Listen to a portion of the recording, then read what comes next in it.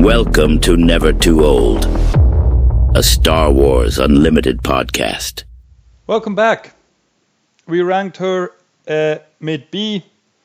I think she can be much higher than this. I think she can be up there with, I guess, Jabba or Dryden or whoever is strong right now from the new set. Sabe. I think Sabe is interesting. I think I underestimated her a tiny bit. I think with the right deck and also with the right skills to play, which I seem not to have sometimes with cunning, I think she can be pretty strong. Also, we will open another Carbonite booster. You can win some cards if you want to.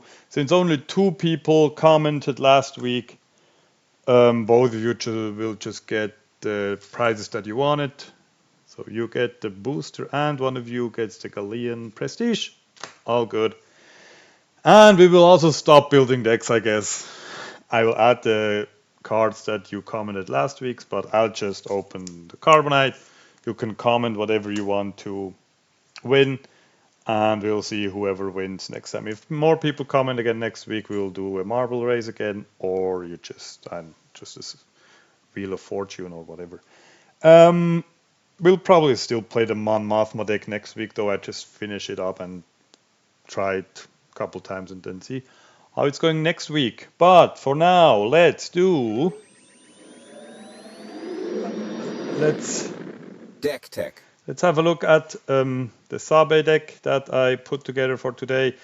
Sabe on her leader side deploys at 5 as a 3/6, but when a friendly unit deals combat damage to a base, you may exhaust his leader. If you do, look at the top 2 cards of the defending player's deck. Discard one of those cards.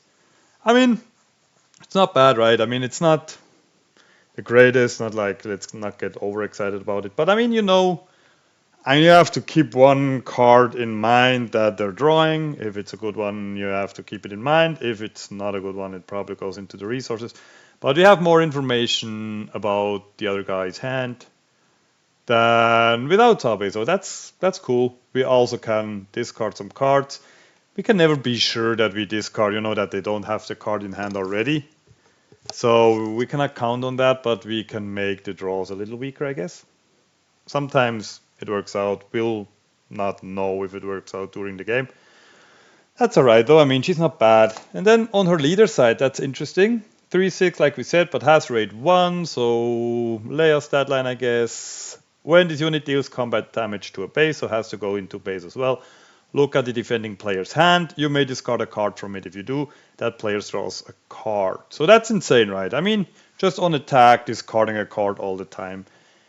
And I mean, it's a strong ability. I think the most annoying thing, or the thing that I struggle with the most, is her deployment turn.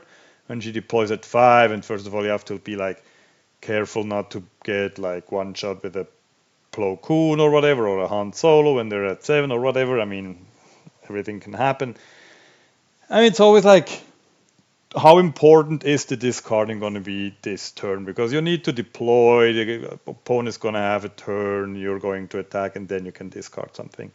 Are you going to do that later on the turn for next turn, or are you going to do it early on? Can you like time it with a Spark of Rebellion?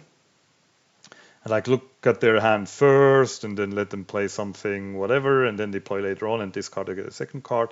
Of course, you never know what they draw again later on. But I think she's interesting. I think she can have a shot again, like we said. I think she can be A tier. S tier is probably, we'll see, but I think she has a place in A tier. I think especially in the cunning aspects of things. Why not? So I tried, and yeah, greetings go out to Patrick, who played this in a smaller tournament, or in a just set 6 leader tournament. Also Double Cunning, I had the idea as well, but I looked at some ideas that he used in his deck, especially Emissary Shapedi, whatever that shit is called. Probably not what I said, but whatever. I think he had like a heavier space focus than I do with my deck, but I mean, whatever. We'll see. So I'm running Nabat Village. I think it can work with her, the double cunning, and then like drawing 9 cards in the beginning, making kind of sure you have this one cunning already in hand, making sure you get your 2, 3, 4 drops. I don't know, have maybe a pilot already in hand, the Falcon and the Han Solo or whatever, or a Kira or whatever you think you need for the turn. I think the 27 health is all right. I like the base. I think it can work with this deck, but I think it's a deck that needs a lot of like fine tuning and like making sure you know what's coming or what you need in order to win. I haven't played that much cunning lately, so I'm not entirely sure it's for me. But so we have the R2D2 full of solutions. I like that card as well. Just if you're not happy with the hand already, just play that, discard something, and then look at the top 3 cards. I mean, sometimes it gets you what you need. Sometimes it's just a 2/4, which is not bad on the ground. We have the Emissary Shathis PD. I have no idea what a Shathipede. I don't know. The 2/4, when defeated, each opponent may ready a resource. It's kind of annoying, but 2/4 is not bad. I mean, there's not that many cunning space units around that support like pilots and like stick around for a while. So why not add that one? And the N1, of course, one of the Legend of the Force editions. I think it's just a 3/2. Can kill anything that attacks into him more or less on the on the first turn. Make sure that like all those pilots that we have the second turn get the space unit. Then I like Ezra Bridger in there, just looking at the next card on your deck. 3/4 of course is not the best stat line anymore, but I like being able to like play something maybe early or like quicker and then action cheat and then like get initiative and get going. Then we have on the 3-drop, you have the Ebenhawk that can deal some damage as well if you disclose a heroism unit, attacks for 5. 3/3 sometimes feels annoying, especially for a 3-drop. The 3 health sometimes just like, yeah, they die to a lot of 3-drops and don't kill like threat 5 or whatever, and don't kill all of the other 3-drops. But if you feel safe with like maybe a second space unit or whatever, and then put a pilot on it, it can be pretty strong. Then of course you have the Millennium Falcon piece of junk. That's still annoying to play on the second turn because then you cannot play the Cunnings or whatever, or the Kiras, but maybe put a pilot on it next turn if you feel comfortable enough that you will be faster and be able to finish it up.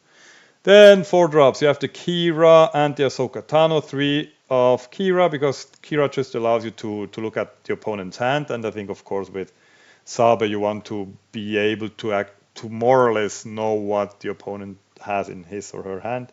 Ahsoka Tano is fine as well, just discarding something and then exhausting units. But I think Kira in this deck is much stronger. Also just, yeah, destroying.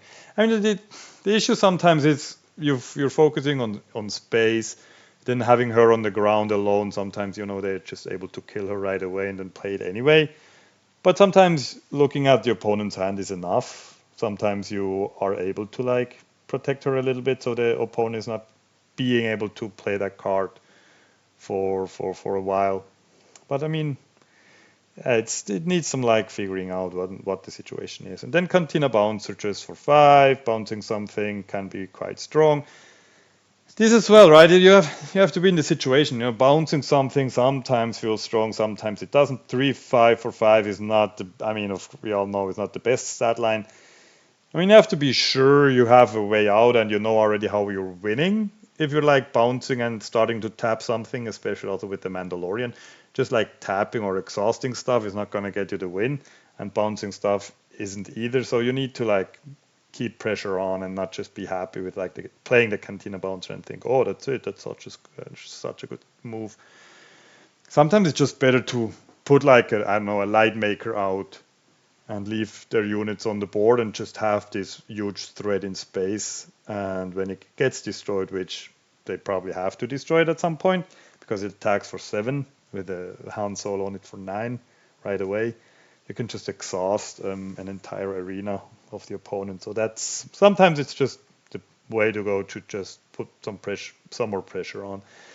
Then Han Solo, 5/4 ambusher for 5, but also just the piloting ability is nice, just being able to attack right away. What's annoying here is I usually think he's a +3 plus something, but he's +2 +3.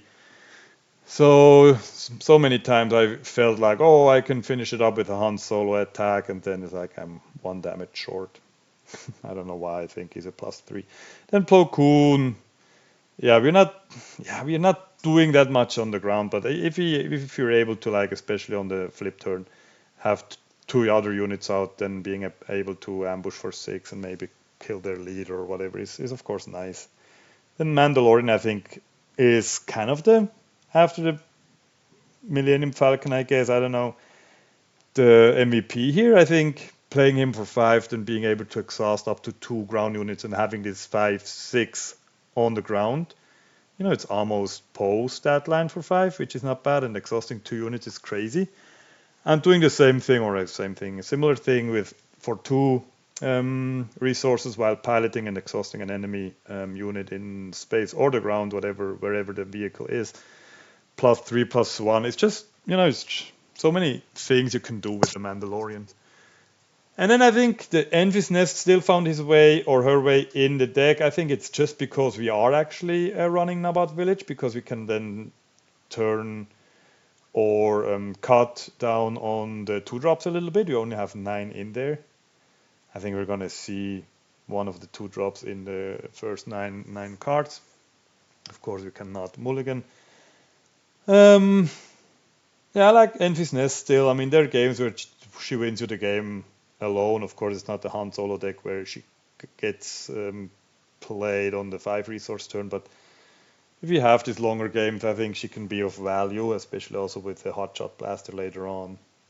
And then you have Bamboozle, just a way to tap some more things or destroy upgrades even for free or just for 2. We have Spark of Rebellion, which I think is important in this deck, especially on the Sabe flip turn, just being able to look at the opponent's hand, know what they actually have in hand, and then react to that. Surprise Strike 3 times, and of course Cunning. Yeah, I think that's the deck. I mean, we can still fine tune it. I don't know if all the units, especially also, I mean, the Cantina Bouncer sometimes feels bad. Envy's Nest, I don't know if you're actually, because we don't have any 6-drops either, right? I don't know if you're going this far, but I think it's a fun deck. I think Nabat Village and Sabe can work. I don't know. I guess let's just see how we do in the games. Battle deployment. Let's just join the queue.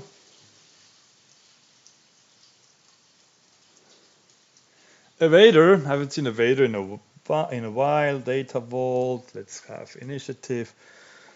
So we have a Cunning, we have an Ebenhog. I think we can resource. We don't have anything to. I mean, as a 6-drop, I'm thinking right now. I thought about that earlier today. Maybe the Lando's Pride Falcon can be an option as well. Maybe also instead of the Envy's Nest.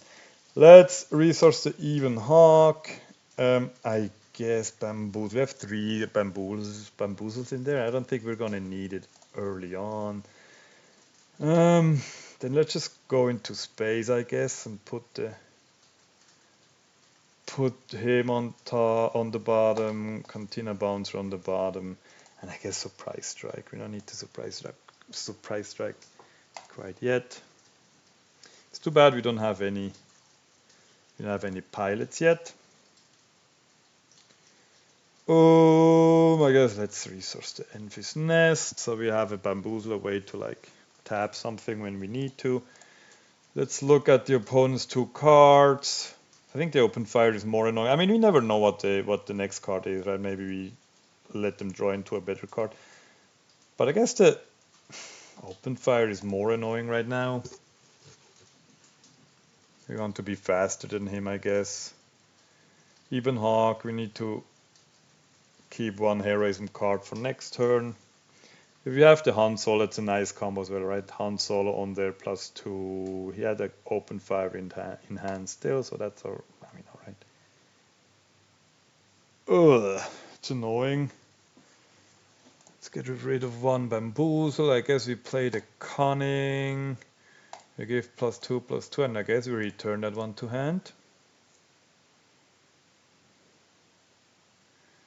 I mean, just 2 damage is annoying, man. A daring raid, open fire would be the 3rd one he has. What else does 2 damage?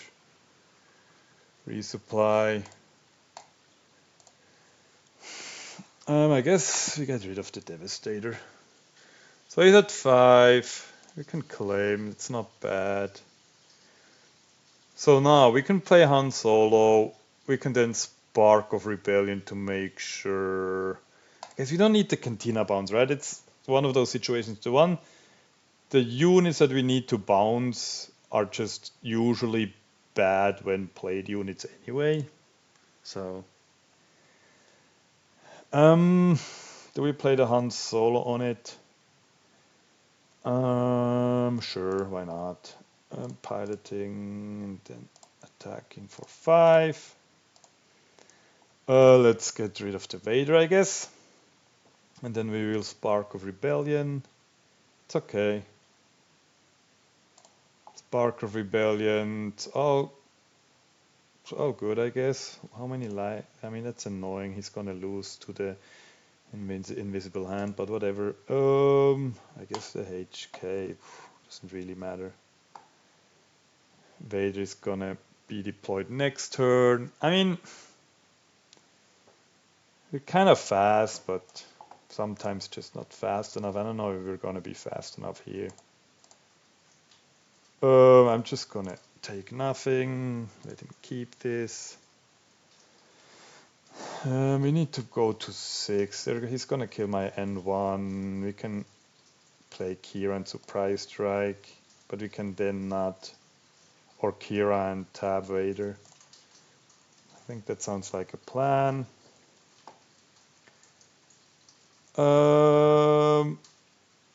So he looks at our hand. We play Kira. We don't care about those 2, right? We're gonna say open fire. He can still play the open fire, I guess. He's probably not gonna do that. The open fire is the most annoying here, right? I guess.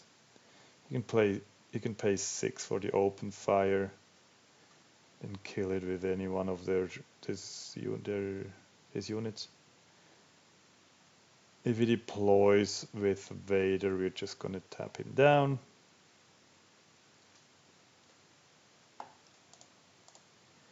Now, I mean, discarding the open fire seems bad now, but if you sit 4, then you can call it with a Salacious Scrum. You're just gonna actually do it. I don't know if that was bad. But at least he survives now. We have 11 to go. We have 3 in hand, so we have 10 on the board. They're not gonna all survive, right? We can just tap him once. Does he have something to plot, like Sudden Ferocity or whatever? No. Just gonna play it, tap him, see if he actually claims right away. I mean, you know what now? I mean, even Enfys wouldn't help that much right now. Cunning, maybe. We've seen one Cunning. I don't know if it was too early. Wait, you don't want to play that, right? Oh, you do. Crazy. Just killing his own invisible hand. He's gonna kill something. We need 11 more. So, I mean, Vader is annoying. A Cunning we would be able to tap. So he took him back to hand to deal 1 damage to Sabe. Ugh, I don't know, 2, 7. I guess, I don't know. Even a surprise strike doesn't kill Vader. He's just going into the Kira and then kill Sabe with 2 damage, which is annoying. But then we can play Han Solo, see if he has an answer right. I mean, he can kill Han Solo with both units as well. So, I mean, it's just going to be tough, super tough now.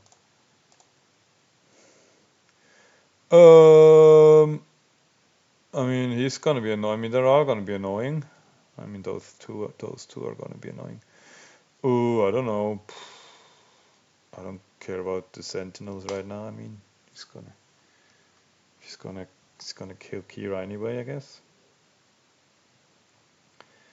And now I just play him out, and he's gonna run both of them in there, right? I mean, I can also ambush, but no way in doing this. And then what he claims, I mean, I can kill him with the Vader as well, but he didn't play anything. I mean, that's GG probably, right? I mean, it's tough. A Vader. I mean, GG. There's no way. I mean, you don't have any reach, right? We don't have any. What? Oh, oh, that. Oh, he took him. He took him with a Vader. That's nice. It's crazy. 7 resources for 5, 7, 2, 2, 0, 2, 0, 2. And I mean, yeah, you have to. Clever. Whatever. We're doomed.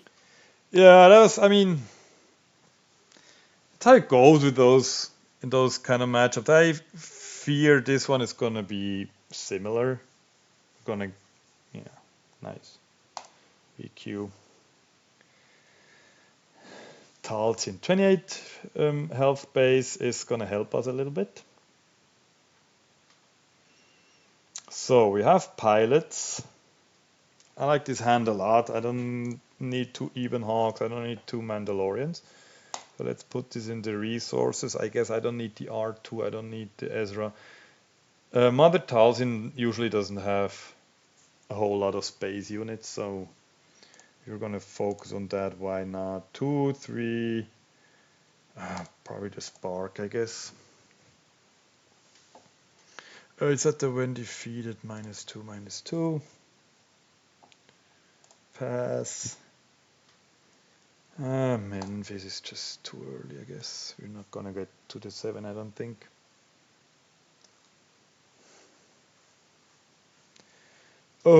I guess I just attack and play the Even Hawk. We don't like the old duck, huh? So, I mean, the resupply is the worst that can happen here. I find your lack of faith disturbing. I mean, just the Talzin being able to, I mean, you can tap her, I guess. The Talzin just being able to, we need both cunning, just being able to deploy now is just annoying. Let's just get rid of the Cantina Bouncer. Like we said, the Cantina Bouncer sometimes just feels weak because I feel there's so many when played units out there nowadays that it just doesn't do much. Not playing them. We don't have any heroism card, which is great. Way to go. I think I just attack. I mean, that probably means he cannot get rid of my units. We still want the old Daka out, I guess.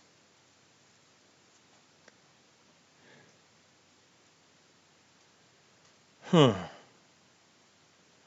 can also just play the Mandalorian and then Surprise Strike. I don't know if that's a good move, but sounds like fun. So he has a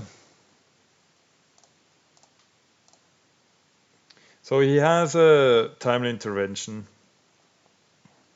Question now is to just not give him anything to attack. Maybe I like that he didn't give the 2 -1s to the N1.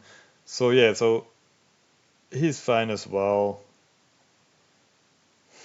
So now that's the question, right? We can play the Han Solo on the N1, which is probably not the best move. Should we play the Cunning Tap, those 2 units?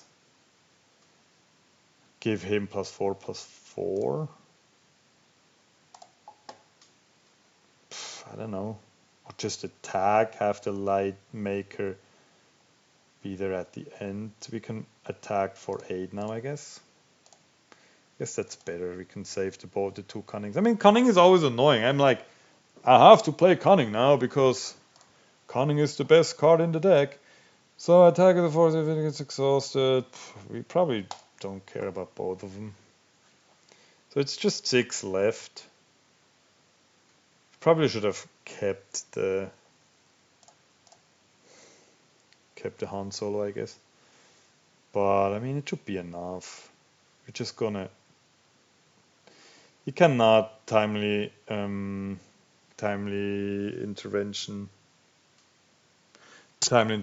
Vader. So that's annoying.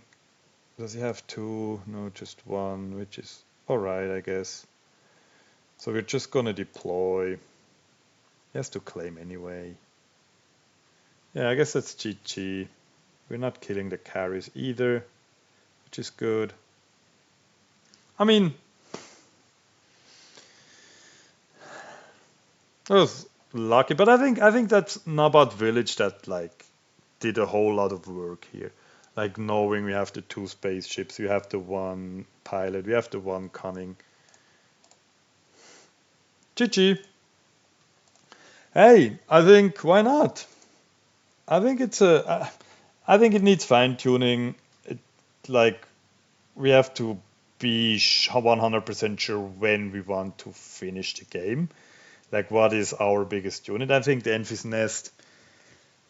Sometimes we just don't get that far, right? We don't have any way to ram or anything. So probably I would switch it with the being smuggled Falcon that has also ambush when you play him from hand, and being a Falcon that also works with the Han Solo pilot quite well. I like the deck. I like the Bamboozle, of course, being Cunning. Spark of Rebellion is a great card. Twice Cunning. I think why not? I think that was 2 games. I think the first one showed. I mean, the Vader also is. It was close. We needed just like him not having one answer, but that's just sometimes how it goes. Anyway, let's move on to what else are we going to do today? May the force be with you. We're going to open another Carbonite booster. You get the chance to win one of the cards or a random normal booster. If you want, it's still the same. It's gonna have a new keeper this Wednesday, I guess. I'll have another one ready for whoever wants a booster. If you want a booster, let's open the Carbonite. Don't think it's a showcase. I already saw it to some extent. Hyperspace, Yularen. Then we have up next Remote Escort Tank. These aren't the droids you're looking for. We have no idea how that's called, a Raxian Assembly. We have a Junior Senator.